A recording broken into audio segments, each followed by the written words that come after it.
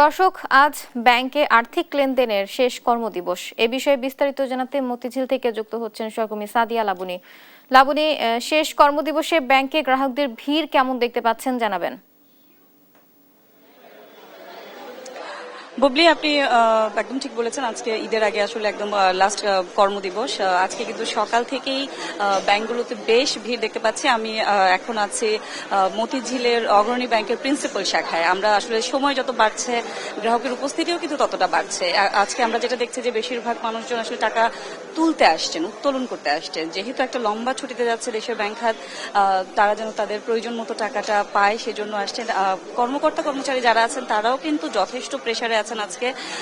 এমনকি তাদের হিমশিম অবস্থা এক কথায় বলতে গেলে। আপনাকে যদি দেখাই, আপনি একটু লাইনটা যদি দেখেন যে আসলে কি পরিমাণে ভিড় আছে আজকে ব্যাংকে। শুধু অগ্রণী ব্যাংক না, আমরা আসলে যতগুলো ব্যাংক দেখেছি সবগুলো ব্যাংকেই কিন্তু একই অবস্থায় আমরা দেখেছি। অগ্রণী, সোনালী, এমনকি রাষ্ট্রায়ত্ত ব্যাংক যেগুলো আছে, এর বাইরে বেসরকারি ব্যাংক, সব ব্যাংকেই কিন্তু আজকে গ্রাহকের উপস্থিতি একদম চোখে পড়ার মতো। আপনি নিশ্চয়ই জানেন যে ব্যাংকের ঈদের ছুটি শুরু হলেও আগামীকাল বুধবার এবং বৃহস্পতিবার কিন্তু কিছু কিছু শিল্প এলাকায় ব্যাংকের নির্দিষ্ট কিছু এলাকায় কিন্তু ব্যাংকের কিছু শাখা খোলা থাকবে।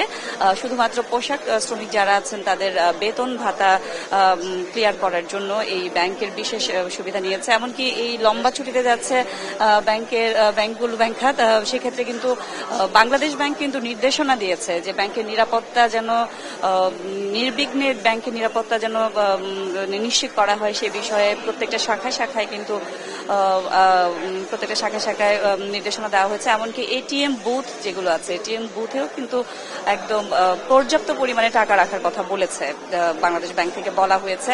আমরা ব্যাংক কর্মকর্তাদের সঙ্গে কথা বলেছি, তারাও কিন্তু বলেছেন যে আজকে যেহেতু গ্রাহকের চাপ একটু বেশি, তারা যাতে নির্বিঘ্নে সেবাটা দিতে পারেন এবং জমা এবং উত্তোলনের ক্ষেত্রে যাতে কোনো অসুবিধা না হয় সেক্ষেত্রে কিন্তু তারা পর্যাপ্ত পরিমাণে টাকা ব্যাংকের প্রত্যেকটা ক্যাশ কাউন্টারে রেখেছেন।